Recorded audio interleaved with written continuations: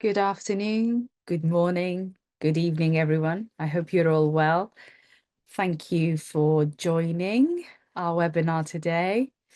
I'm Naima Hassan. I'm the co-founder and the CEO of Africa Women Rights Advocates, and I have the pleasure of moderating this session today alongside my co-moderator, Divya from Equality Now, who will be inviting to introduce herself. We're just waiting for a few more of our speakers to join. We'll hopefully get started in the next minute or two. Please interact with us as much as possible. This is the idea here today is for us to really deep dive into some of the pushbacks within our movement, our anti-FGM movement. And Divya, just give me the heads up of when everybody's here and whether we have Dr. Satang here too or not. Or should we wait another minute and start officially in 1 minute or so? Yeah, sure. Maybe we can just give it another minute. And yeah, welcome everybody. My name is Divya, and I work with Equality Now as the global lead of our Ending Harmful Practices program. And we're pleased to have you here on this webinar. And I think it's a very important and timely topic that we're discussing today.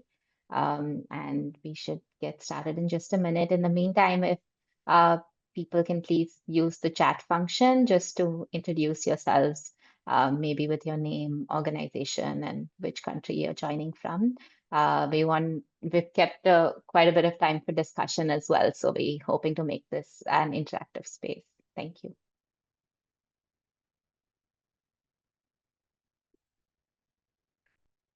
Thanks, Divya. I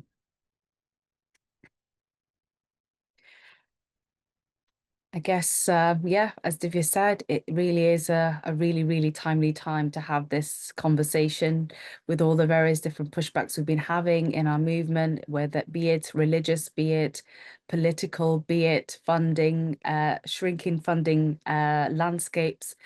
And we have really great speakers that will be really shedding some light of their experiences, their solutions. And I think the idea here today is to really mainly focus on solutions. And with that in mind, I think we should just kickstart. Divya, you happy with me to starting? Should we Yes, start? please. Fabulous. Welcome, everyone. It's a pleasure having you here with us. We're really, as we just quickly said in the intros, we're here today to really reflect, to regroup, and to re-strategize. And this webinar aims to confront the very real threat facing our anti-FGM movement and really spotlight how we can push back together. I'm here to kind of, first of all, say thank you to all of our co-organizers, UNFPA, Equality Now, and Africa Women Rights Advocates who have really been together really thinking about how do we like make a moment, bring this moment or have this moment together where we can really just have this honest conversation about some of the challenges we're facing today. And with that in mind, I want to first of all invite Tapiwa from our UNFPA regional advisor to give opening remarks. And to just share some of her work and the reflection, especially what the UNFPA is actually doing in handling some of this challenging times. Tapiwa, welcome. The floor is yours. Thank you so much, Naima, as well as Divya, for this opportunity. And of course, welcome colleagues, and good morning, good afternoon, good evening, everyone, depending where you're connecting from. I think it's a pleasure indeed to be here. As it is right now, jumping in between meetings, as I was talking to Naima, connecting from Washington, DC. But in the middle of the media reporting meeting happening in Johannesburg. So I've been up at my end from 2 a.m. But yeah, we keep going as it is. So, well, on behalf of UNFPA, the United Nations Section Reproductive Health Agency, I'm honored to welcome you all colleagues to this timely and important webinar on strategies to address pushbacks in the movement to end FGM. I would like to begin by thanking, our co-organizers, Equality Now and African women rights advocates for their unwavering commitment to advancing the rights of women and girls, and for bringing us together today in collective reflection and action. I recall, I think Naima, and Faiz, I think we were in Nairobi last time, last year, actually, that was in December, and also, not really talking push, but then, of course, strategizing on the work around FGM across the continent, and of course, in the East and Southern Africa region. Glad to be here once again, and as we're pushing forward the work that we're doing. Of course, across the globe, the movement to end female genital mutilation has made critical gains, in law, in policy as well, in social norms, and in the lives of girls who are now growing up free from this violation. Yet, in recent months and years, we have witnessed an unsettling rise in coordinated efforts that seeks to reverse this progress that has been gained. And this is something that is worrisome, and we're also being on the watchful eye that we're having, as UNFPA or UN, our system in general. The anti-rights movement is no longer working from the fringes. It is increasingly well-funded, as we know. It's very vocal and politically strategic. From the rollback of gender equality laws to the manipulation of cultural and religious narratives to justify violence like FGM, these pushbacks are reshaping the advocacy landscape. They are emboldening regressive actors, they are weakening protections for women and girls, and shrinking civic space, and particularly for grassroots organizations, the youth and survivors whose voices must remain central in this fight. At recent global forums, including the UN side events, generation equality dialogues, and civil society consultations, several key themes have actually emerged. First, the backlash is real, but it is also a sign of progress. It shows that the movement to end FGM is powerful enough to threaten long-standing systems of oppression. Secondly, we need to move beyond reactive responses. Strategic foresight, bold partnerships, and proactive narrative must drive our approach. And thirdly, solidarity is our strongest weapon. When government, civil society, donors, and the UN agencies work in alignment, we amplify our impact and protect hard-won gains. Today's webinar is more than just a conversation. It is a moment to reflect on the challenges and recalibrate our strategies. Together, we'll examine, as mentioned earlier on by Nima, how funding constraints are affecting grassroots-led responses. We're also going to examine how anti-rights actors are weaponizing the language of tradition and sovereignty, because this is something has been oftenly, highlighted in. And most importantly, how we can stand firm, reimagining, resistance, reimagining resistance, and build stronger movements rooted in intersectionality across inclusion and care.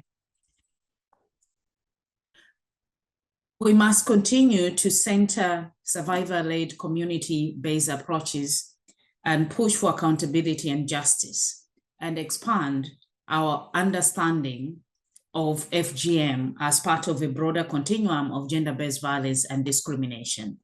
Let us leave this space today with renewed resolve and actionable strategies, because every time we gather to challenge injustice and share knowledge, we plant seeds of change. As UNFPA, we still remain, committed to the cause and supporting social movements, that are working in the space of, ending FGM and supporting them with key messages that we can in order to counter the narratives that are actually coming out there and the pushbacks and the anti-right. Thank you for your patience, your commitment, and your courage. Excuse me. Over to you, Neema. Thank you so much for that, Tapiwa. We really, really appreciate your insight. I couldn't agree with everything you said more. As you rightly said, this backlash is a sign that our movement is powerful, but we cannot afford to react. As you said, we need to be bold in our partnerships, strategic in our foresight, and unwavering in our solidarity to defend the gains that we have made. And we have made a lot of gains and a lot of strides. And I want to invite our first speaker, who is a renowned grassroots activist in Kenya. And I want to bring to the floor Fatuma Hakar. Fatuma, welcome. Please introduce yourself and please share with us a bit more about your work with Girl Kind, and especially the work that you do in Northern Kenya and how your critical work is translating policy into community-led change. Fatuma, first of all, welcome to the webinar. It's a pleasure having you. Just maybe first of all, tell us a little bit about you, your work, and why you even started FGM campaigning. That's a good place to start. Thank you.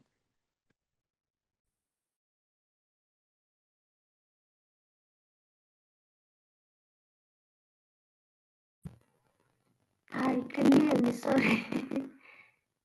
Just about, Fatuma. I don't know whether probably, can you turn on your camera at all? Is it possible to switch on? If I can turn on the camera, but my network is not stable, so Okay. yes. If That's I all turn right. the camera, it's disrupting with my network, so I'm so sorry. That's okay. And thank you, Naima, and thank you for inviting me to this webinar, and thank you to all the organizations and who organized this webinar. And it's something that we should always talk about, and FGM is not something that we should leave and come back later, but it's something that's supposed to be talked about every time. So first of all, my name is Fatuma Hakar. I'm a grassroots leader, advocate for girls and women in northern Kenya. I'm also the founder of Girl Kind Kenya, a grassroots organization that's based in Garissa, Kenya, that works for the intersection of gender justice, community empowerment, and social change. So that's about Girl Kind Kenya, and our work is really based on, women empowerment and gender advocacy. We advocate for the women and really digital literacy, storytelling. So that's how we work with the girls and women in Garissa County. Thank you so much for that, Fatuma. I wondered whether maybe we can start the first questions looking at the legal pushbacks. I believe FGM has been outlawed in Kenya as early as 2011, I believe. So with the legal frameworks that exist currently in Kenya, enforcement remains inconsistent. What local level strategies have worked to uphold duty bearers accountable and ensure that anti-FGM laws are more than just words on paper? And thank you, Naima. Thank you for the question. As the founder of Girl Kind Kenya and someone who was born and raised in Garissa, I can confidently say that, while we have a strong anti-FGM laws in Kenya, the real struggle is making those laws work. Well, where culture and silence are deeply rooted. So at Girl Kind Kenya, we believe real change starts at the community level. We work with the community directly, with the mothers, fathers, the elders, the youth, the religious leaders to shift the attitudes, to change about this harmful practice.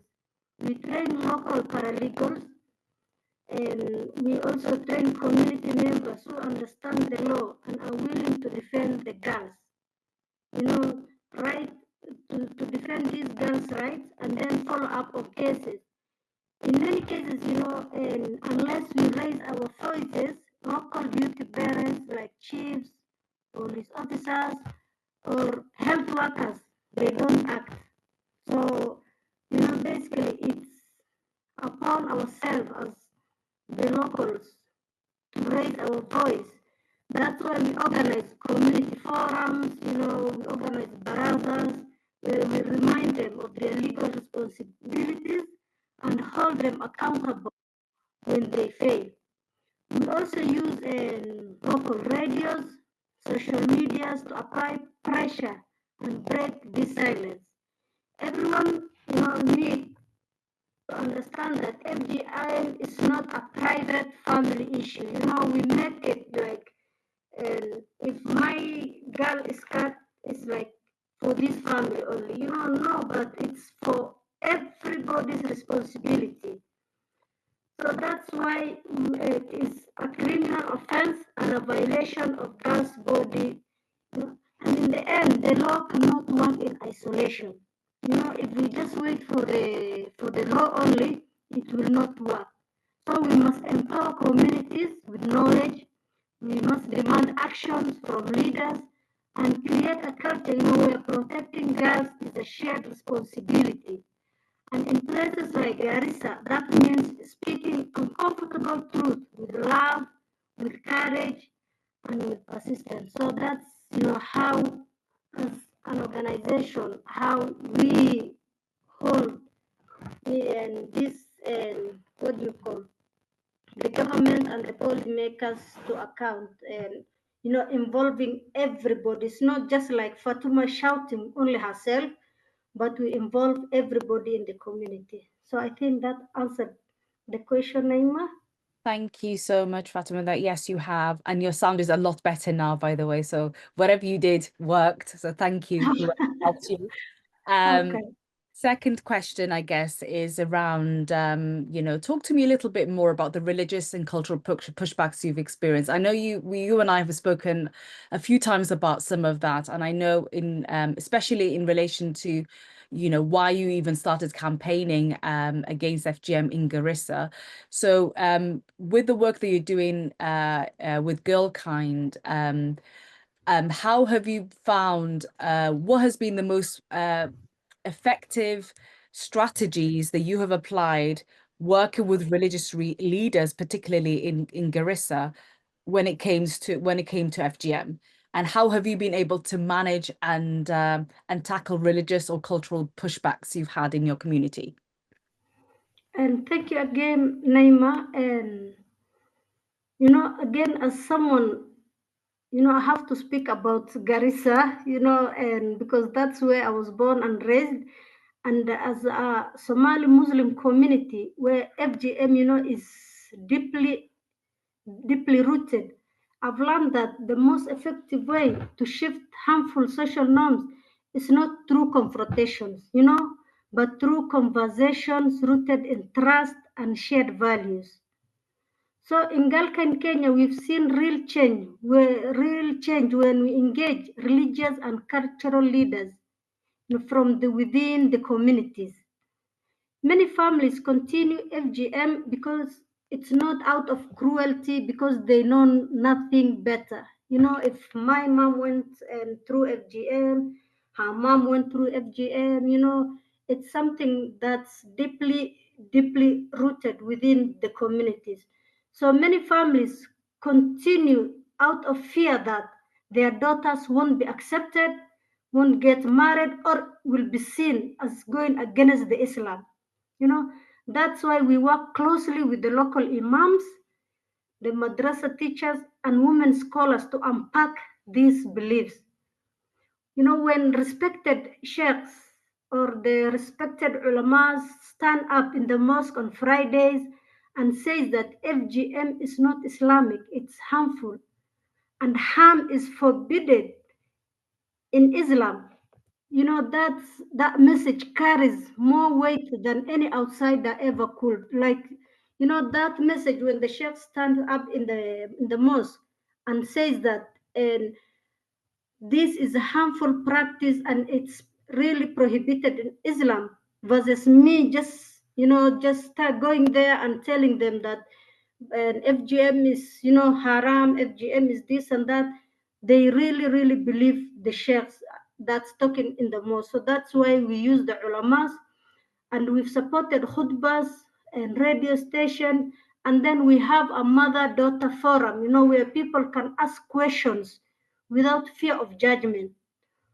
And then most people just need permission, especially from the religious voices, to break away from these harmful practices. So that's and how we do it. We engage again. It's like, you know, it's a collective effort.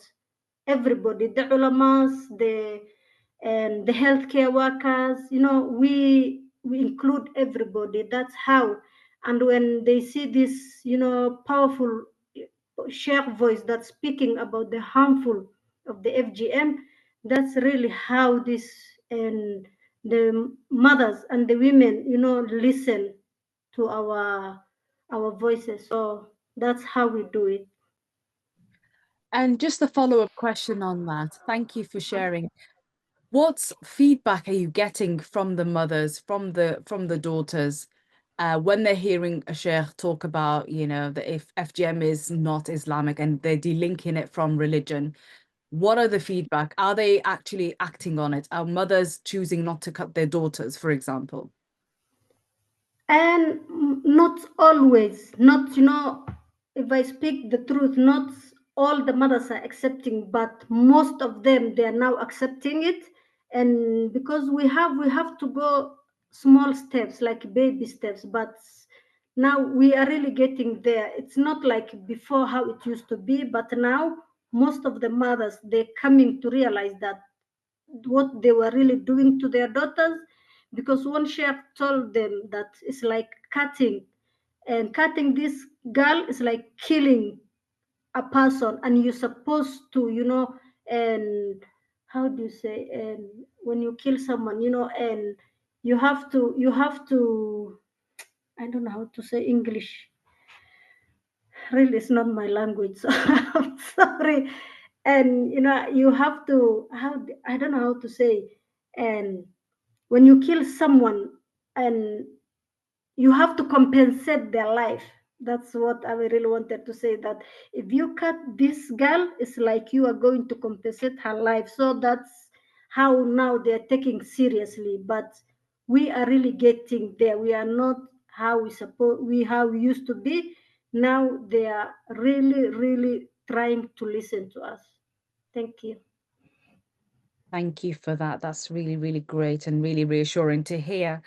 And which leads me to my next question around how are you actually supporting this effort in this work, and how are you navigating this shrinking funding landscape, and what lessons are you able to share with us on how you're building resilience and community-driven movements despite financial uncertainty? So our biggest challenge at the moment is, you know, donors shy away from investing in anti-FGM work in Muslim communities. They see that it's too sensitive or too slow moving. But the truth is, change is already happening. What we need is flexible, long-term support, you know, that allows us to build relationship, shift mindset, and support alternative rite of passage. You know, we can't just dismantle generation of social pressure with just 1 year grant. You know, when we just get a 1 year grant, and then, you know, these women really start to listen to us, and then after the 1 year, you know, the funding finishes, and then we pull back. So that's really that's not really helping us as grassroots. If we are really committed to ending FGM, especially in regions like Garissa, then we must invest in community-led cultural sensitive approaches and trust that the people closest to the problem are also closest to the solution. So that's how I see myself. Thank you, Naima. Thank you very much, Fatima, for your insights and your brilliant work that you're doing in in Garissa and more broadly in Kenya.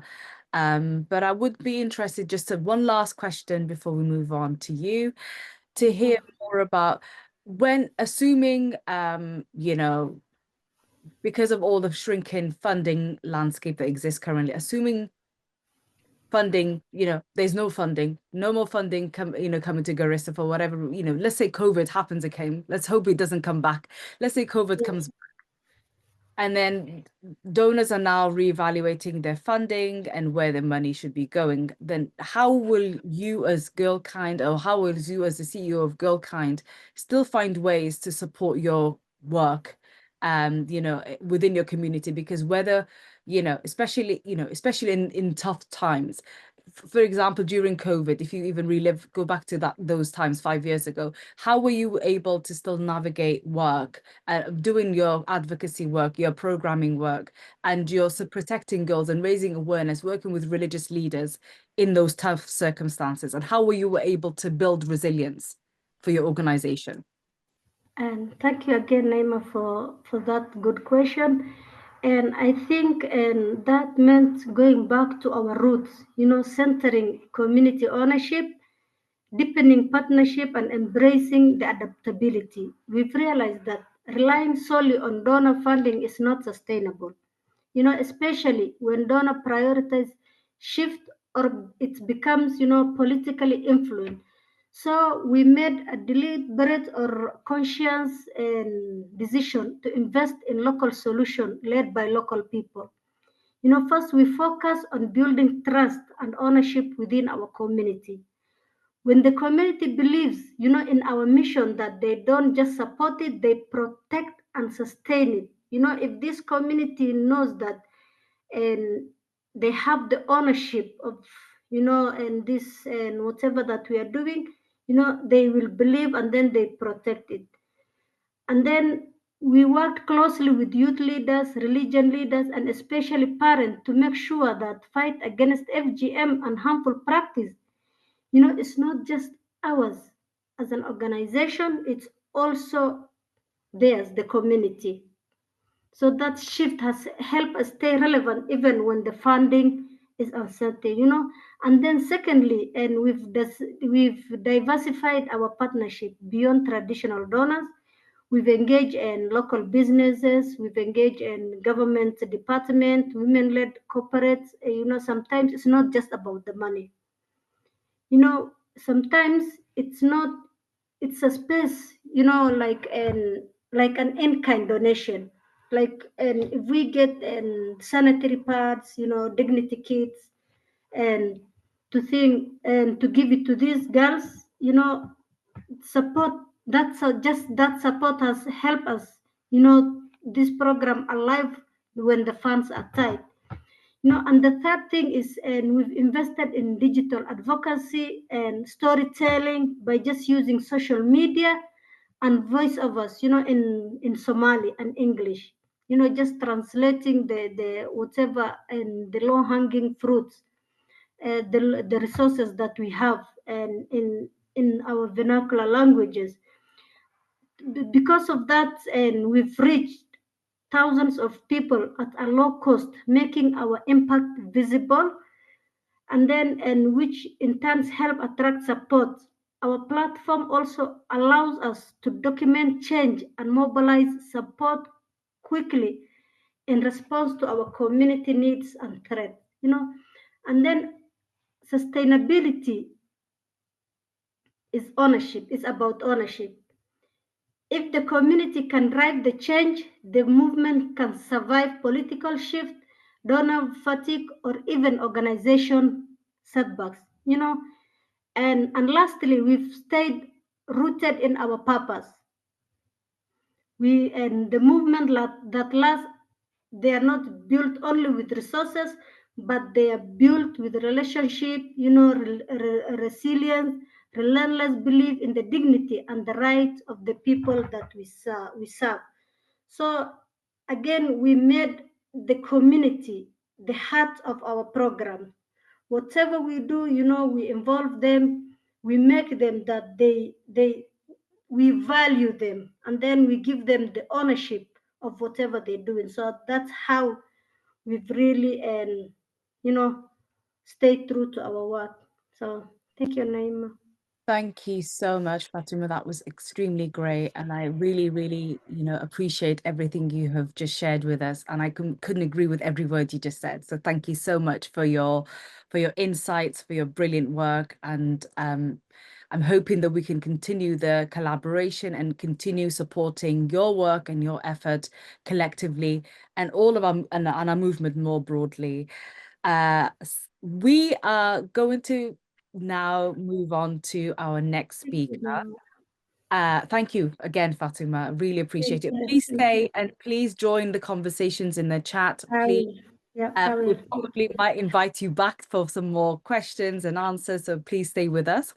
I will. Thank you very much. There will be a little bit of a changes to the panelists, as some of our panelists unfortunately couldn't make it today, but nonetheless, it doesn't mean that we still cannot have some fantastic contributions from our very own, my own co-moderator, Divya. So Divya, I know you're very familiar with the legal space, especially within Africa in terms of legal pushbacks, and also the funding pushbacks within the continent, and some of the work that you've been leading on with equality now. Would be really good for you to come on and share some of that insight, more specifically in relation to what you feel from your experience and your knowledge, what legal strategies such as strategic litigations or legislative advocacy or regional mechanisms have proven most effective in responding to legal threats, such as recently experienced in the Gambia, for example, when it comes to repealing the laws or threats to FGM legally within the continent. So if there's anything that you can share on that, that'll be fantastic. And again, this is a conversation with everybody, and I know Caroline is also here, hopefully co-moderating now, taking over as my co-moderator, hopefully looking after the chat. So Divya, over to you. Thank you. Yeah, thank you so much. And really sorry, our speakers both had emergencies and they weren't able to join, but I think it's part of the advocacy to step in the last minute as well. So I'm going to do that today. So thank you, Naima, for the question. I mean, I think the first thing to maybe point out is that we're seeing, even with the pushback, a lot of it is moving to the legal arena, whether it's trying to get existing laws against FGM repealed or to go to court to challenge the validity or constitutionality of laws against FGM. So it's both part of the backlash, as well as we've seen strategic litigation being used in a positive way to also try and use the courts as kind of a bulwark to protect our existing rights when they are being challenged. So I mean, I'll give examples of both, and then talk a little bit about both the advantages and disadvantages of these processes. I think the first one, and this is like a really timely webinar because as many of you might have seen, just last week, there's this really progressive decision by the ECOWAS Court of Justice, which is the Court of Justice for the Economic Community of West African States, which the human rights organizations, Purposeful Forum Against Harmful Practices in Sierra Leone, and IHRDA had approached the ECOWAS court, basically challenging the Sierra Leone government's failure to pass a law against FGM and their failure to specifically criminalize FGM, as well as had taken a specific case of a survivor who had not gotten justice within the domestic legal system. And last week, the ECOWAS court just issued its decision where they found that the Sierra Leone government was failing to meet its regional human rights obligations both under the Maputo Protocol, which is the protocol on the rights of women and girls in Africa, as well as under the African Charter on the Rights and Welfare of the Child, by not having a specific law against FGM. And they've recommended that the government needs to pass this law. And it was really timely because it just came like a day after Sierra Leone's parliament had just recently passed the Child Rights Bill, in which they'd taken out the specific provision which would have defined and prohibited FGM, even though they have some general clauses still in the bill that was passed regarding violence against children and harmful practices. And they actually issued a press release trying to clarify that the bill doesn't prohibit FGM. So I think the ECOWAS Court's decision is really timely, and it shows us how strategic litigation can be a really important tool. I think the big question is obviously implementation, and that's one of the major obstacles we face in all strategic litigation cases, is trying to make sure the court's decision is actually implemented. And I think it's up to us also as the movement and as anti-FGM activists to use the decision in our advocacy and now use that as an effective tool to hold the Sierra Leone government to account and push them to actually implement the decision. So, I mean, that's kind of on the positive side of things. On the other hand, like I mentioned, we're just increasingly seeing cases being filed in court, which are actually challenging anti-FGM laws, as we saw in Kenya a couple of years ago when the law was challenged. In the Gambia, like right after the law was actually upheld in Parliament, immediately the lawmaker went to the Gambian Supreme Court and has challenged the validity of the anti-FGM law, and that case is still pending, and the Supreme Court has actually said that they have jurisdiction to hear the case. And we're seeing similar cases in other places as well. In the United States, in Oregon, there was a case which is again currently pending, which has been filed by civil rights activists, basically challenging the state's anti-FGM law on the grounds that since male circumcision is also not prohibited in the state, that therefore this violates the equal protection clause under the state constitution. So I think one thing to point out is really just the similarity of arguments we're seeing in places, the comparison to male circumcision and the argument that it violates the right to equality if you ban FGM and don't ban male circumcision is something we saw in Gambia. It's one of the issues that's raised. It was also an issue raised in Kenya. It was an issue raised in India when the Supreme Court of India was hearing a case on FGM a couple of years ago. So I think there's really a similar thread we're seeing in terms of the arguments that are being raised, which also means that we need to be more coordinated and learn from the cases which are happening in different jurisdictions as we respond to it.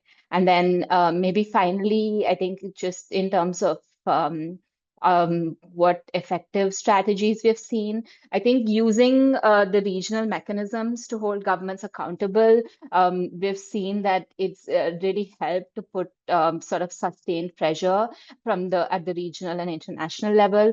The African Commission on Human and People's Rights and the African Committee of Experts on the Rights and Welfare of the Child have both been very active on the issue of FGM. I think we saw both in Gambia when the bill was pending last year to attempt to repeal the anti-FGM law, as well as when all the debates were happening in Sierra Leone this year on the child rights bill. The commission and the committee came together to issue urgent appeals to the government to highlight that what they need to do in order to comply with their regional human rights obligations. So it's been useful as an additional tool to also hold up governments accountable. Thank you so much for that insight, Divya, much appreciated. And with that, I just wanted to hear from you a little bit more about your thoughts on how can we as a civil society and activists better collaborate to generate evidence that supports sustained funding for anti-FGM initiatives and protect them from ideological or political pushbacks? Yeah, thank you, Naima. I mean, I guess at the outset, also what we're seeing in terms of the shrinking funding for gender equality as a whole is also an example of pushback, because it is ideologically motivated. And in a lot of cases, governments are deciding that they no longer want to prioritize gender equality, and they'd rather prioritize other things like defense spending. So a lot of our advocacy in terms of trying to uphold human rights standards and establishing the need to prioritize gender equality and anti-FGM efforts also goes towards the need for sustained funding. But I mean, to go back to your question in terms of the evidence, I think the evidence is already there. So there is research which basically shows that a strong autonomous feminist movement is both substantively and statistically significant as a predictor of government action to redress violence against women. So this means that countries with strongest feminist movements tend, other things being equal, to have more comprehensive policies on violence against women than those with weaker or non-existent movements. So we have the evidence which shows that really investing in movements is critical, and it's what's going to prevent this repression from taking place, and to prevent backlash, and also making sure that we have more comprehensive protections in place. So I think it's just about seeing how we can get people to start listening to the evidence that's already there. And maybe another thing to highlight just in terms of coordination and collaboration is the importance of intersectionality. I think particularly in the anti-FGM space, like sometimes we have a tendency to be very siloed, that we're just working on this one issue, we're talking to each other, and we're working within this silo, when actually our advocacy towards ending harmful practices needs to be within the larger movement of ending violence against women with SRHR, and also intersectionality in the terms of bringing together the women's movement, the children's movement, youth movements, and all different movements which are working together. Because I think what we've seen in terms of examples from countries where the backlash is coming up, really what's worked best in terms of preventing it. Like Dr. Tapiva said, like solidarity is our main weapon, right? It's when everyone comes together and all our movements are working together is we see the most success in terms of both upholding existing laws and preventing backlash from taking place. Well said, Divya. I couldn't agree more. And I think that's the holistic approach. And I think that's what's I do agree. I think that's what's been missing from our work. And I think if not now, then when. So I do believe that the more intersectional we are in our campaigning, the more that we are really like aligning ourselves with other movements, the more sustainable our solutions will be, and hopefully that will also impact in terms of funding and resourcing to end all forms of harmful practices, in FGM and related issues. Lastly, I wanted to touch a little bit on your thoughts on some of the religious and cultural pushbacks from your perspectives. How can we be more effective in incorporating human rights framework to counter religious or cultural arguments against FGM bans? Yeah, I mean, it's also a question of human rights language is being co-opted by actors who are trying to challenge anti-FGM laws. So increasingly, like I mentioned, the right to equality, but also the right to religion and the right to culture as human rights are being they're trying to use them as arguments to oppose laws against FGM or to support FGM. So we need to look at how we can prevent that co-optation from taking place, both in terms of making a legal argument, as well as socially in terms of how do we respond to this. So I think a couple of things, like the High Court of Kenya, in its decision when it upheld the anti-FGM law, I think it's very clearly held that both the rights to religion and culture are not absolute, and that they can be restricted. And if they are, they need to be balanced against other rights. And we know that FGM violates a number of human rights, including, the right to equality, the right to life, the right to be free from torture. So doing that balancing of rights, they've said that we can limit the right to religion and the right to culture when the aim is to protect girls and to protect children from harmful practices. So we have that positive precedent, and hopefully we'll see similar jurisprudence from other courts, which we can also use. I think the second thing is, when we talk about right to religion and right to culture, it always comes down to whose religion and whose culture, and who gets to define what religion is, or what a religious practice is, and what needs to be part of it, right?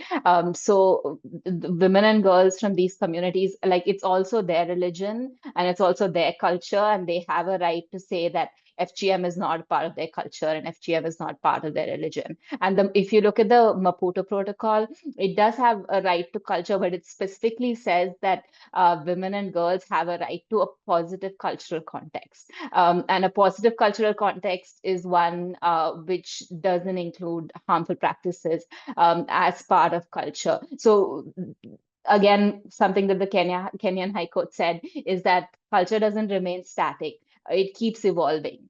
So our view of what the right to culture is also has to evolve and keep pace, and we need to make sure that our interpretations are taking into account these various things.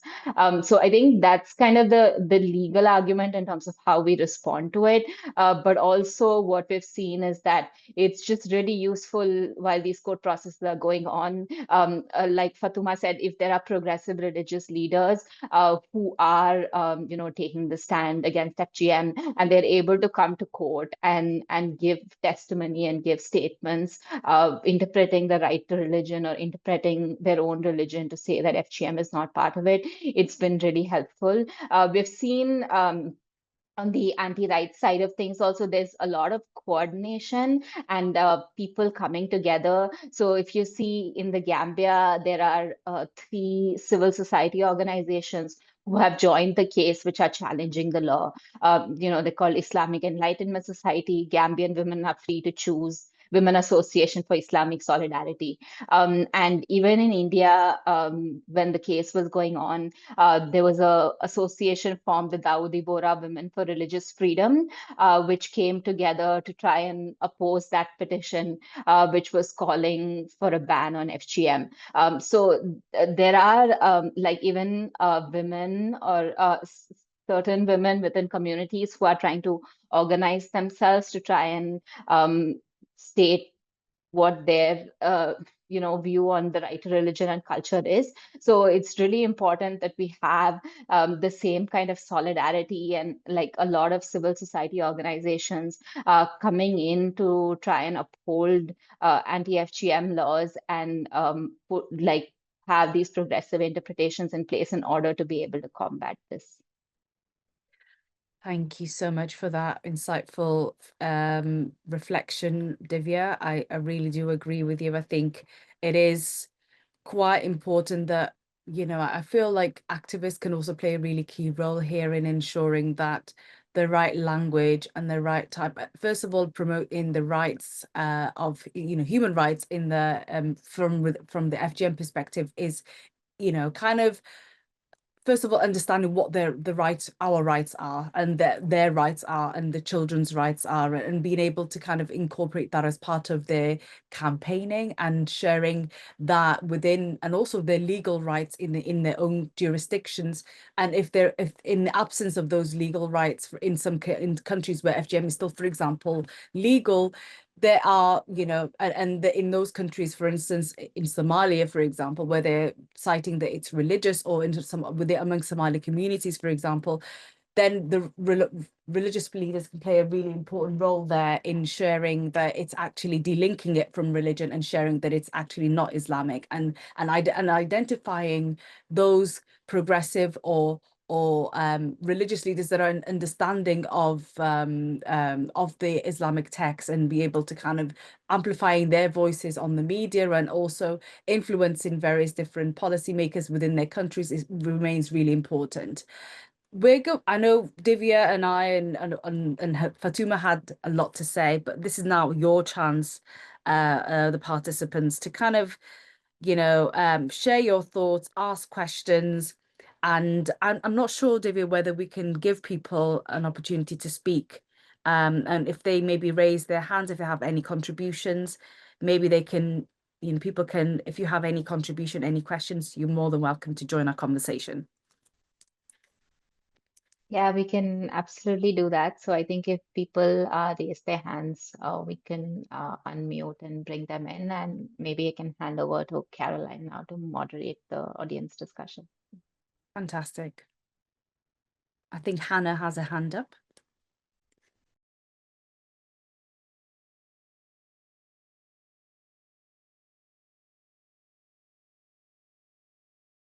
Yeah, Hannah, you can go ahead and speak. Yeah.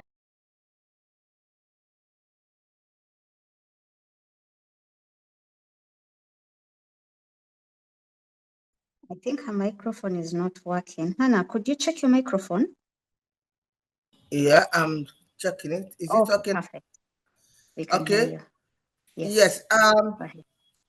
Just want to add to what Divya was saying. I just said concerning our situation in Sierra Leone, and I've put something on the chat. And although it's not much, but let me just give a background.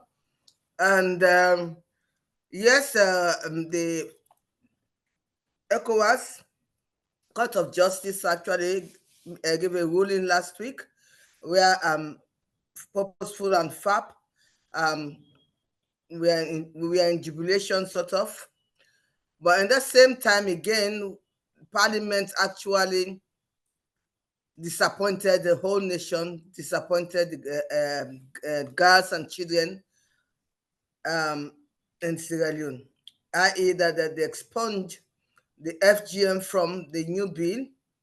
And then we talked about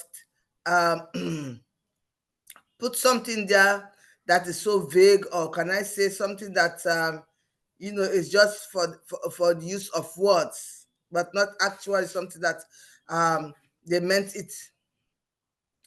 And as it is now, what we are doing at the moment, FAP, we met, we have been meeting for the whole of last week. We had the emergency meeting online because we cannot travel to Freetown, some of us, and it's going to cost us so much money. So we are online up to the weekend. We are discussing way forward what we can do to ensure that we don't see a reverse in our efforts working on FGM Sierra Leone. Though, I mean, if the president has to sign the bill to make it to bring it to law, it will not affect our work so much because we have not been denied our work on the ground. But it will frustrate us a little bit because we need a document that will support us, a legal document. So what we are doing now at FAP, we are trying to work with the religious body, the two major religious bodies in the country, the Christian and the Muslims. We realize that they have a bigger stake to play in this because for the Muslim, we have debunked that long ago. Before this time, they were saying that it's a Muslim, it's from the Quran, it's from this, it's from that. But we have worked with Islamic scholars, which they have debunked that to say that it is not it's not written in the Quran. So that is a plus on our side, zero on their side. So what we want to do is that because we have seen in the past where a religious body comes and then goes straight to the president and demand what they want to see for the nation. And so we have started to feel that we can use them, we can work with them also for them to come, because this is a violation against the girl child. It's a violation against the woman. So, and they have congregation, they have women, they have children in their congregation. With the question we're asking, we want to ask them that would they sit by to see this law pass? when we have had so many death cases. As we speak, we also have cases in court, and we still have people who are dying, not being reported. And last week, 2 weeks ago, I was in Kenema. We have 50 girls we are taken to the bush, and they were all caught by a lady called Hawa Kamara from Illinois. Came to Sierra Leone to say that he had to pay for 50 girls to go through the thing. So we are seeing that people who have U.S. citizenship coming to Sierra Leone to perform the FGM, and then they go scotch-free. So we want to engage the Muslims and the Christian body to join us in this campaign. So we are planning it, and we are hoping that it will come to pass. We have realized that we will continue to work with the government, but we will not put our effort, our strength, which we have been doing, engaging the parliamentarians, engaging the paramount chief. By the way, the paramount chief also came out with a statement supporting the act, supporting the parliamentarians. But we realize that even the paramount chief, not all of them are part of what is happening. So we are going to find out who are these paramount chiefs who are on our side and those paramount chiefs that are on the other side, to see how we can bring them on board. So it's a whole lot of work to reverse it, because the bill as it is now is not yet signed, and we are putting pressure.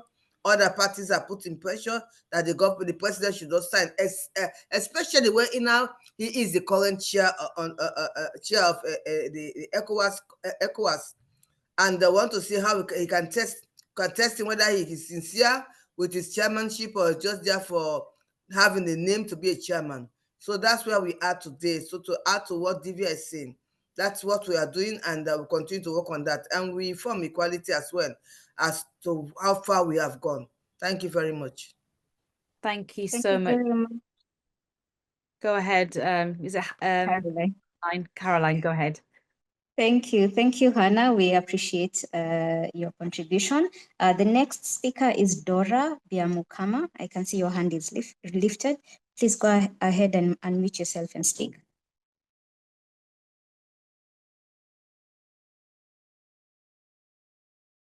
Dora, you have the floor.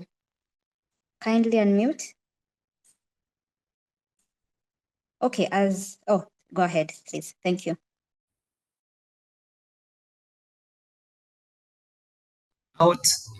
Maybe what we could do, because I remember from the beginning, Madam Tapiwa was clear about strategies, maybe to identify those factors which are causing the pushback. And thank you very much for sharing what's happening in Gambia and other places, Kenya. But I also wanted to bring out the political angle, because Uganda is getting into a political season.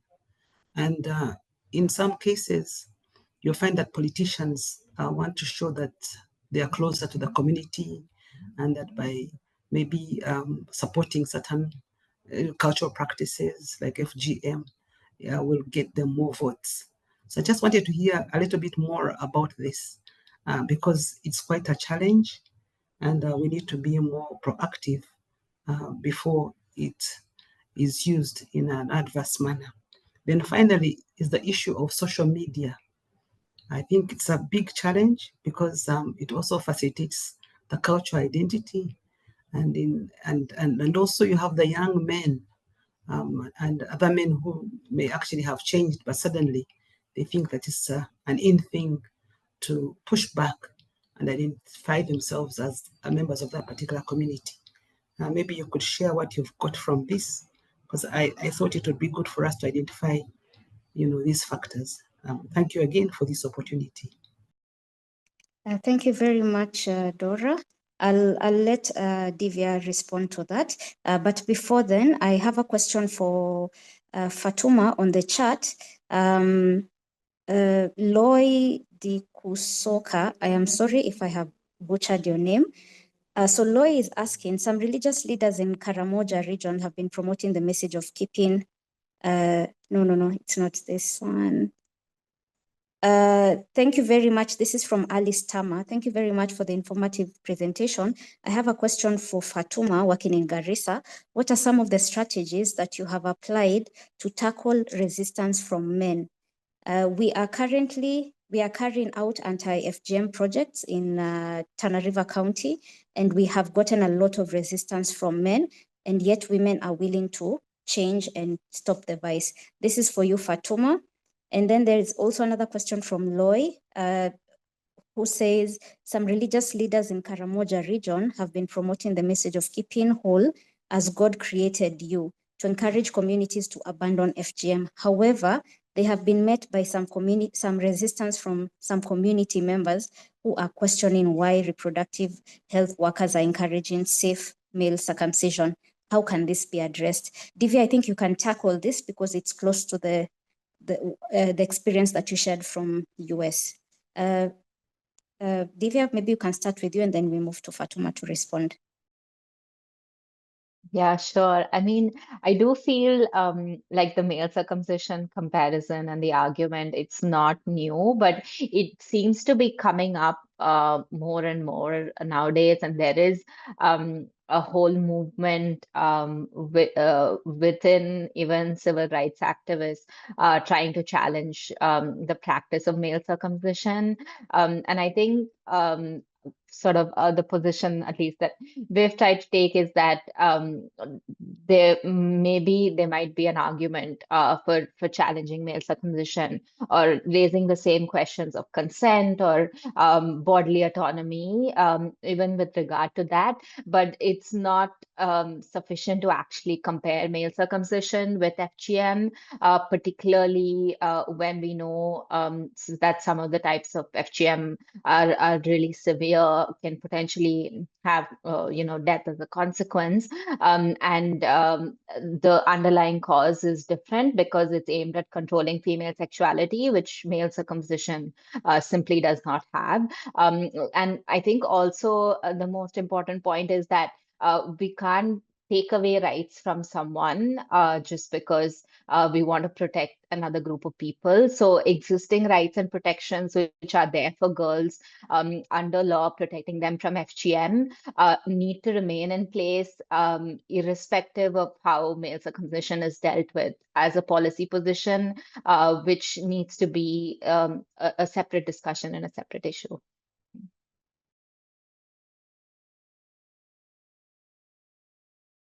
Thank you, Divya. Fatuma, are you able to unmute to respond to the question?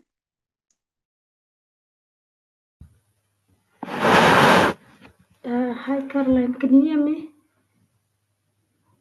Yes, I can hear you. Please go ahead. So, some of the strategies that we use as an organization in Girl Guide is we have a we include male in our barazas. Like for example, and we have tournaments for boys where and they have on the t-shirts, we print like end FGM, we are our sisters keepers, and then we have we engage in religious leaders and cultural leaders, recognizing we recognize the influential male religious leaders, the clan elders, and we partner with them, and make them understand. And then we have campaigns, which is a fatherhood campaign, and we promote fathers in protecting their daughters and their daughters' health for the future. Message, there's a message like and some small messages, and real fathers protect and their daughters, not cut them. We make them the center of everything, and then we target and male duty bearers as well.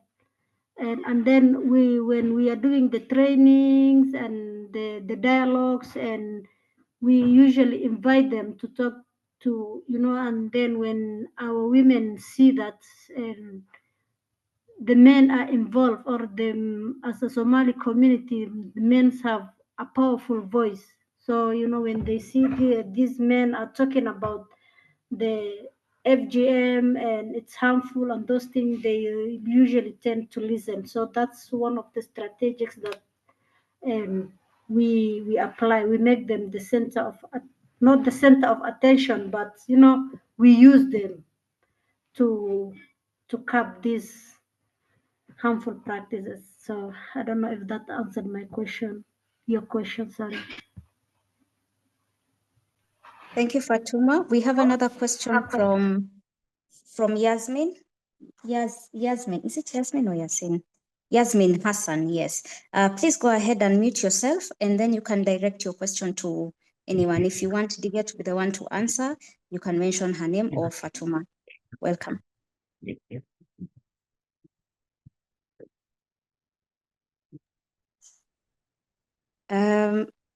Yasmin, I think you're speaking, but we can't hear you yet. Can you hear me right now? Yes, yes. Okay, my question is directed to Fatuma. In regards to what strategies do they have in place where they make sure that there's coordination between the community-led activities together with law enforcement? Because having worked in Northeastern, I know some of the enablers of violence against women and girls are usually the police, especially when it comes to taking bribery and protecting the perpetrators.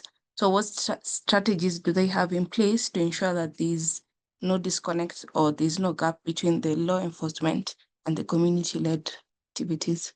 Thank you. Thank you. Maybe before Fatuma, you answer that, there's also another question from Amina Fondo.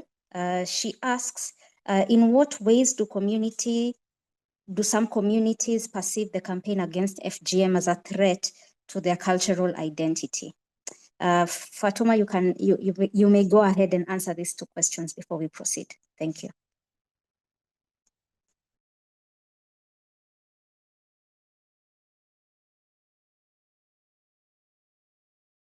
Sorry, can please, Caroline, can you repeat them? Okay, so the first question was asked by Yasmin. Did you capture Yasmin's question? No, yeah. Can Yasmin please repeat? Okay, Yasmin, please go ahead and unmute to repeat. Okay. Thank you. My question was, what are some effective strategies to engage the police and legal system, not only in enforcing the law, but also building trust with communities in order to allow survivors and whistleblowers to report? Thank you for that. And then Fatuma, the next question is, in what ways do some communities perceive the campaign against FGM as a threat to their cultural identity? You have both? Yes, yes. Okay, welcome. If I start with the Yasmin one, and Yasmin, we try to use like anonymous calls. When we have whistleblowers, we need to protect them. So mostly we use anonymous calls that, and we don't have like a hotline, but we have, and like if someone calls me, I will will not say their identity, like, and I will be like I tend to report the person instead of the person, the whistleblower. So that's how we work with the communities in whistleblowing. I don't know if that answered your question, Yasmin. Maybe just one more. What strategies have you used to engage the police officers, particularly in northern Kenya? And we do trainings for them, and like, and we have a hot gender desk in the police station. So that's how we engage the police.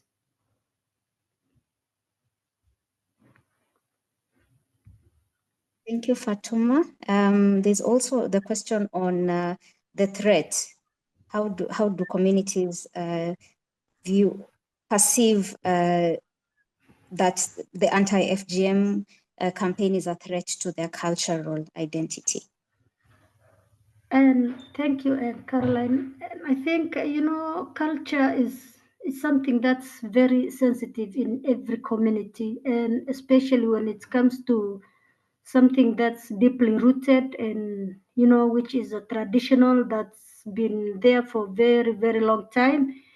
And, you know, we try not to take that identity from them, but, you know, make them understand that, you know, we can break the culture and we can do away with, you know, and culture, and then the girls or the women and health is more important from, you know, for instead of culture. And, you know, the women, they tend to understand that, because a lot of women were, you know, hiding in their homes because they have fistula, you know. Some of them didn't come out of their houses for a very long time.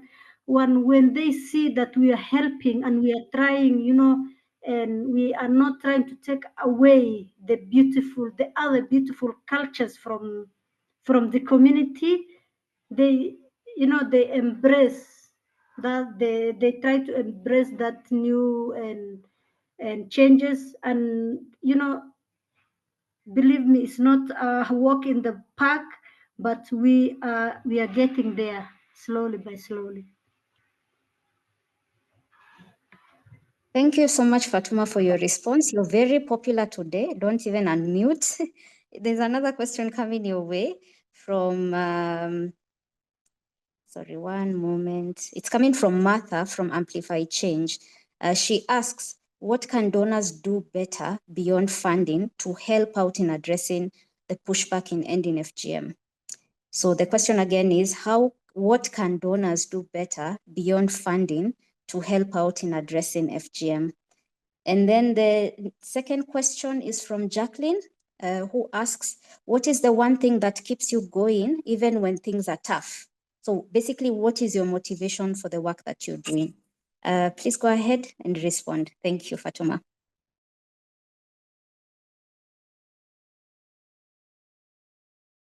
Sorry, I think I was talking to myself. Sorry about that. And so what the donors can do and beyond funding is, you know, showcasing our work, you know, the grassroots and organization.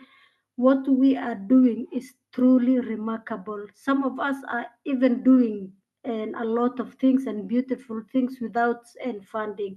And again, like I said, in-kind donation, you know, sanitary pads, and, you know, just ICT materials, you know, informations, that kind of thing. I think that's very important, and that's how and they can do and what do you call, and without the funding, you know, storytelling, just on their website, everywhere, you know, just showcasing this and what the grassroots are doing. So I think for me, I don't know what anybody else could add, but that's what I think as Fatuma. So Caroline, can I come in if that's okay? yeah. Yes, please. You can also respond to the second question on motivation, you and Fatuma both. Thank you. Okay, maybe Fatima, you start. Okay. Share with us your motivation. Okay, for my motivation, what's, you know, really, really and making me and, you know, fight this, fight with these harmful practices and within my community, you know, talking everywhere, is because when I see the work we are doing and the girls that we are helping, you know, girls as young as 4 years old are being cut, you know, some of them are dying. And, you know, even the women who are, you know, having babies, who had and they who had and who are being cut when they were young, you know, when you see all this and you are helping, and, you know, you are saying enough is enough, it stops with us. So I think that's my motivation when I'm seeing that.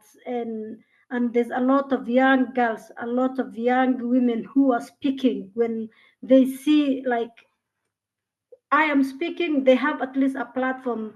Some of them, they were silent, you know, they didn't have a platform to speak, or, you know, who to tell their stories.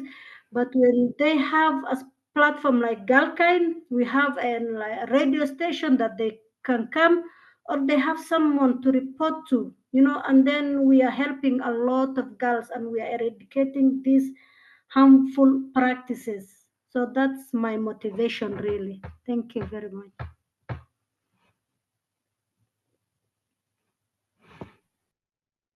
Thank you, Fatuma, for sharing. I echo everything you've just said, Fatuma. I just wanted to respond to Martha's question regarding how can donors better support grassroots organizations beyond funding to help address the pushback. I think one of the key ways that donors can support, first of all, is to just listen to grassroots activists more, to have organizing more sessions where they are sharing or convening them and share it, where you hear from them what are some of their challenges and understanding some of their root causes and really addressing the root cause of why FGM continues to persist, and perhaps even sometimes for us to even as a sector to even sit back and reflect and say, have we done enough? Could we do things differently? Are we is some of the message is our approaches, are they effective? Are they working? Are they not working? And some of the stuff that Divya was saying earlier is one of the ways, for example, donors can do is to advocate for more intersectional, holistic approaches and not working to end FGM as a silo, as an individual issue. FGM is a byproduct of so many other intersecting issues. Addressing and by doing the hard stuff and having those tough conversations and listening to those tough conversations is really critical. And I think activists and grassroots activists need to be more real and honest about some of the challenges that they experience. Sometimes I think in my experience, it's difficult for them to be honest because of various different reasons, because a lot of them, they ask, it's a survival issue. It's everyone has to, we all have bills to pay. We need to find ways to kind of survive. But at the same time, I think, if we're really honest about why some of these issues continues to persist, and if we're not really dealing with the realities and actually activists, including Fatima and others who are here with us, and know your own power, realize you have so much power in just being honest about what your realities are. And I really appreciate you, Fatima, for being honest today and sharing real insights and actually sharing with other activists and others within our space that whether donors are here or not, you're still going to continue working because of your why, because of what you just said, why you continue to do the work that you do. Because and I think funders need to realize those are the people worth investing in, the ones who are willing to do the work, whether you invest in them or not, they're the ones worth investing in. So I think identifying and mapping and really recognizing that there are really some incredible activists out there doing real work, and they need to be much more open and honest. And like Fatima just said, sharing their own stories and profiling them, platforming them, putting them in platforms whether there's Women Deliver coming up, for example. Pay for some of them to go and go to those stages so they can be heard in those bigger platforms. That's one way donors can support. I hope that supports. I hope, and happy to kind of contribute again to answer some of the other questions. So Caroline, if there's any other ones I can help answer, just direct them my way. Perfect. Thank you so much. There's actually a question for our wonderful partner, Hannah Yambasu from Sierra Leone. So Dan Okello has asked you, he says, Hannah, just like you indicated, it seems that the diaspora Africans are behind the pushback or attempts at pushback against FGM and gender equality laws. How do you plan to deal with the likes of Dr. Fumbai, a Sierra Leonean American who is a proponent of FGM pushing back in West Africa? Have you attempted exploring what the American support, how Americans can support on, since these are their citizens who are actually pushing for FGM and probably getting resources for their efforts? Hannah, you may go ahead to unmute and respond to this. Hello? We can hear Hello? you. Go ahead. Thank you. I'm happy for that question, and I will go to it straight. As I said earlier, we are in my chats that we have had meetings and we have put plans together. We have this Hawa Kamara, she's from Illinois, and also this Sia Fambule. And we are meeting back in a week time to plan together, because I would say in my own that we will take this matter to the U.S. Embassy here in Sierra Leone, because they are citizens of America.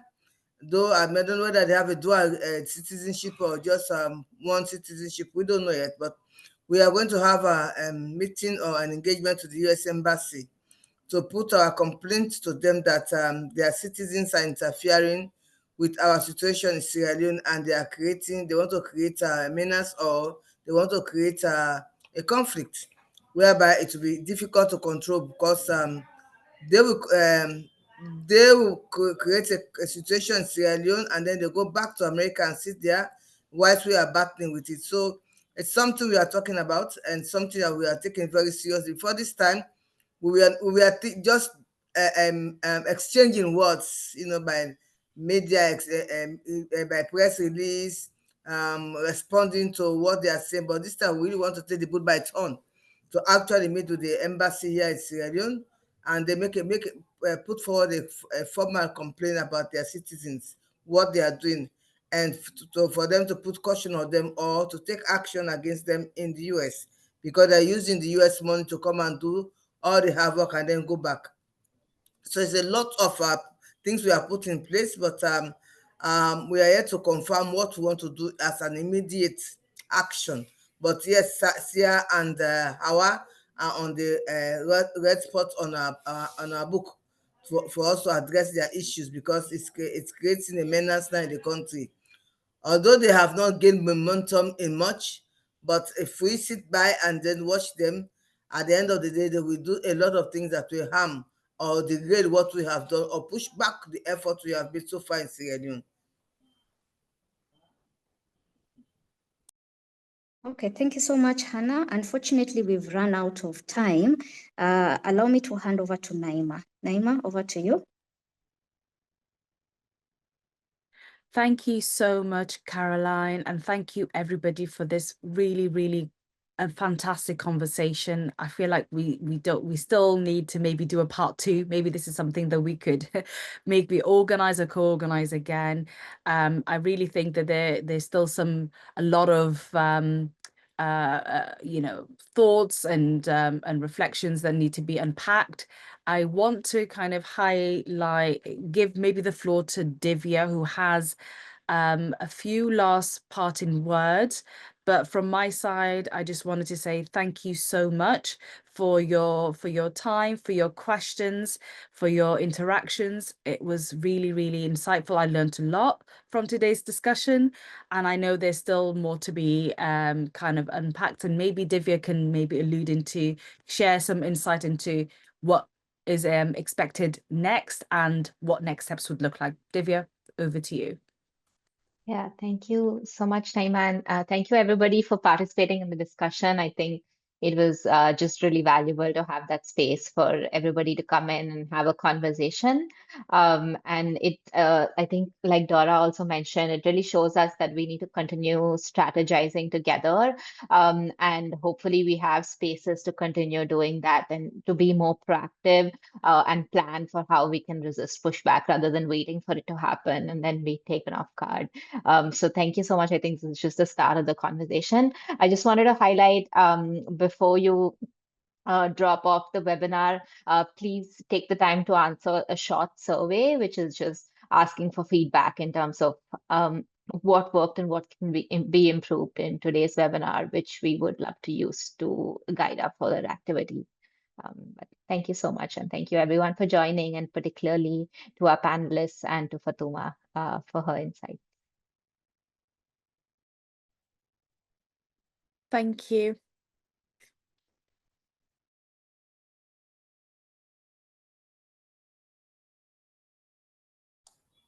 Thank you, Divya. Thank you, Nama.